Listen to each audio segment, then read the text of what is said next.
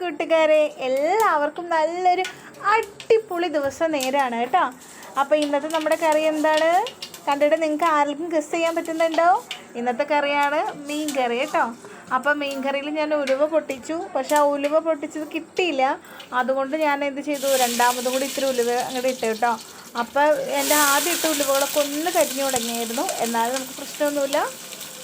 അങ്ങനെ സവാള, ഇഞ്ചി, പച്ചമുളക്, കറിവേപ്പില എല്ലാം കൂടി ഞാൻ ഒരുമിച്ചിട്ടാണ് വഴറ്റണേ. നമുക്കങ്ങനെ ഒറ്റയ്ക്കിട്ട് വഴറ്റി സമയമൊന്നുമില്ല കേട്ടോ. അപ്പോൾ ഒരുമിച്ച് അങ്ങോട്ട് വഴറ്റും കേട്ടോ. അപ്പോൾ സവാള ഇത്ര ഉണ്ടെങ്കിലും സവാള മീൻകറിയിൽ നന്നായിട്ട് മൊരിഞ്ഞ് കഴിഞ്ഞാൽ സവാളയുടെ മധുരമൊന്നും കറിക്ക് തോന്നില്ല കേട്ടോ. അപ്പോൾ അങ്ങനെ നമ്മൾ സവാളയൊക്കെ വഴറ്റിക്കൊണ്ടിരിക്കുകയാണ്.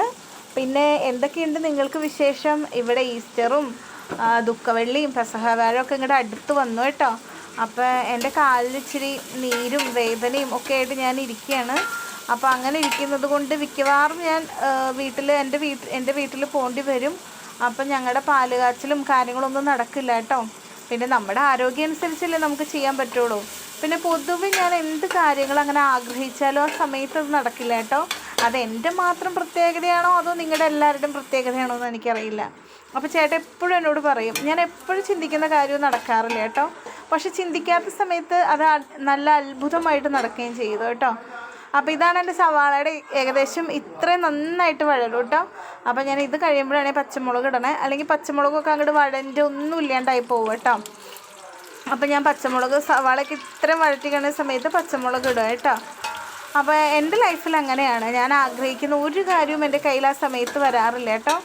ചിലപ്പോൾ അതൊക്കെ ഒരു നിശ്ചയമായിരിക്കും. നമ്മൾ ആഗ്രഹിക്കുന്ന സമയത്തല്ലല്ലോ, നമുക്ക് ഏറ്റവും ആവശ്യമുള്ള എപ്പോഴാണെന്ന് വെച്ചാൽ അപ്പോഴായിരിക്കും ദൈവം നമ്മുടെ കയ്യിൽ അത് കൊണ്ടു തരിക കേട്ടോ. അപ്പം ഞാൻ മഞ്ഞൾപ്പൊടി ഇട്ടു. ഞാൻ മീൻകറിയിൽ മല്ലിപ്പൊടി തീരെ ഇടാറില്ല കേട്ടോ. കാരണം മല്ലിപ്പൊടി ഇട്ട എൻ്റെ മീൻകറിയുടെ രുചി ഒട്ടും മെനയാവാറില്ല. ഞാൻ 2-3 പ്രാവശ്യമൊക്കെ പരീക്ഷിച്ച് നോക്കും, മല്ലിപ്പൊടിയൊക്കെ ഇട്ട് പരീക്ഷിച്ച് നോക്കും, പക്ഷേ കറി സെറ്റ് ആവാറില്ല കേട്ടോ. അപ്പോൾ ലേശം മല്ലിപ്പൊടി. എന്നാൽ ഈ മല്ലിപ്പൊടി ഇട്ടില്ലെങ്കിലോ എനിക്ക് ഭയങ്കര കുറ്റബോധമാണ് താനും. അയ്യോ, ഈ ഒരു കറിയിൽ മല്ലിപ്പൊടി ഇട്ടില്ലല്ലോ എന്ന് ഭയങ്കര കുറ്റബോധമാണ് കേട്ടോ. മല്ലിപ്പൊടിനെ ഒഴിച്ച് നിർത്തിക്കഴിഞ്ഞാൽ എനിക്ക് ഭയങ്കര ബുദ്ധിമുട്ടാണ്.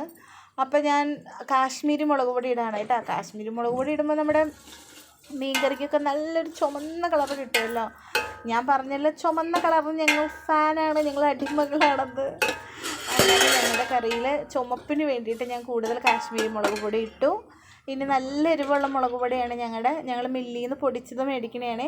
അതുകൊണ്ട് കുറച്ച് മുളക് ഇടണുള്ളൂ കേട്ടോ. പിന്നെ മീൻ കറിയിലൊക്കെ നല്ല എരിവുണ്ട്, നല്ല പുളിയും നല്ല എരിവുമാണ്. മീൻ കറിനെ ഏറ്റവും ഭംഗിയാക്കി തീർക്കണം, ഏറ്റവും ടേസ്റ്റാക്കി തീർക്കണം കേട്ടോ. പക്ഷെ ഞങ്ങൾക്ക് അത്ര എരിവൊന്നും കഴിക്കാൻ പറ്റാത്ത കാരണം, അവൻ്റെ ആമിക്കുട്ടിക്ക് എരിവൊന്നും ഇഷ്ടമല്ലാത്തത് കാരണം അവളെയും കൂടി പരിഗണിച്ച് ഞങ്ങൾ കുറച്ച് മുളക് പൊടി ഇടണുള്ളൂ കേട്ടോ. പിന്നെ ഞാൻ പുളിവെള്ളം നേരത്തെ കഴുകി വെച്ച് പിന്നെ വെള്ളത്തിലിട്ട് പുളിയാണ് കേട്ടോ അത്. അപ്പോൾ ഞാൻ പറഞ്ഞു, ഞങ്ങളുടെ വീട്ടിൽ മീൻകറി എങ്ങനെയാണെന്ന് വെച്ചാൽ നന്നായിട്ട് വെള്ളം വേണം കേട്ടോ. എൻ്റെ വീട്ടിൽ മീൻകറി വെക്കുമ്പോൾ അമ്മ വെക്കണ മീൻകറി എന്ന് പറഞ്ഞാൽ നല്ല കുറുക്കിയെടുക്കണ മീൻകറിയാണ് കേട്ടോ. പക്ഷേ ഇവിടെ ഞങ്ങൾക്ക് മീൻകറിക്ക് അത്യാവശ്യം വെള്ളം വേണം. അപ്പോൾ അതുകൊണ്ട് ഞങ്ങൾ അത്യാവശ്യം ചാറൊക്കെ കൂട്ടുന്ന ആൾക്കാരായതുകൊണ്ട് ഞങ്ങൾക്ക് വെള്ളം വേണ്ടതുകൊണ്ട് ഞങ്ങൾ അത്ര ഇങ്ങോട്ട് പറ്റിക്കാറില്ല കേട്ടോ. അപ്പോൾ മീൻകറിയിൽ വെള്ളമൊക്കെ ഒഴിച്ചു. നമുക്ക് മീൻ അടച്ച് വെക്കാം. ഞാൻ പുളിവെള്ളം തിളച്ചതിന് ശേഷമാണ് അതിനകത്തേക്ക് മീനിടാറാണ് കേട്ടോ പതിവ്. അപ്പോൾ നമുക്ക് വെയിറ്റ് ചെയ്യാം. അപ്പോൾ നമുക്കത് പുളിവെള്ളം തിളച്ച് വന്നിട്ടുണ്ട്. അപ്പോൾ ഞാൻ മീൻ ഇടാണ്. അപ്പോൾ ഞാൻ നേരത്തെ തന്നെ മീൻ കഴുകി അതിനകത്തേക്ക് അയിലേക്ക് ഇടും കേട്ടോ. അപ്പോൾ നേരത്തെ തന്നെ പറഞ്ഞത് തെറ്റിപ്പോയതാണ്. നേരത്തെ തന്നെ മീൻ കഴുകി അതിനകത്തേക്ക് മഞ്ഞൾപ്പൊടിയും മുളക് പൊടിയും ചൊറുക്കയും ഉപ്പും ഒക്കെ ഇട്ട് തിരുമ്മി വെക്കും കേട്ടോ. ഏകദേശം നമ്മൾ വറക്കാനൊക്കെ പുരട്ടി വെക്കുന്നത് പോലെ കേട്ടോ. അത്രയ്ക്ക് മസാല ഇടില്ല, ചൊറുക്കൊക്കെ ഇട്ട് പുരട്ടി വെക്കും.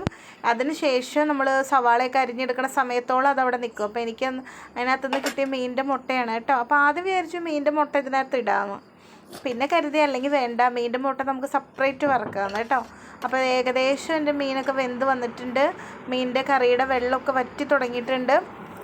അപ്പോൾ ഞങ്ങൾ ഏകദേശം ഇത്രയും മീനിൻ്റെ വെള്ളത്തിൽ വെച്ച് തീ നിർത്തൂട്ടോ. അപ്പോൾ ഒരു സ്പെഷ്യൽ സാധനമാണ് ഈ മീൻ കറിയുടെ കൂടെ ഉള്ളത്, ചക്കോലത്ത്. ഇതിൻ്റെ വീഡിയോ എടുക്കാൻ ഞാൻ വിട്ടുപോയിട്ടോ. ഞാൻ ഇത് രണ്ടും കൂടി ഒരുമിച്ച് നിങ്ങൾ കാണിക്കാമെന്ന് പറഞ്ഞു കേട്ടോ.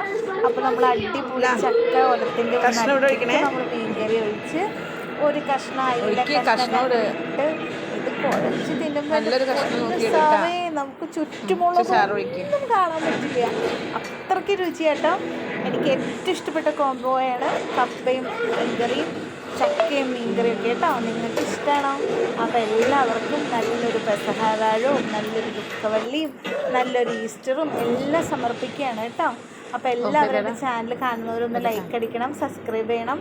ഹാപ്പി എല്ലാവർക്കും നല്ലൊരു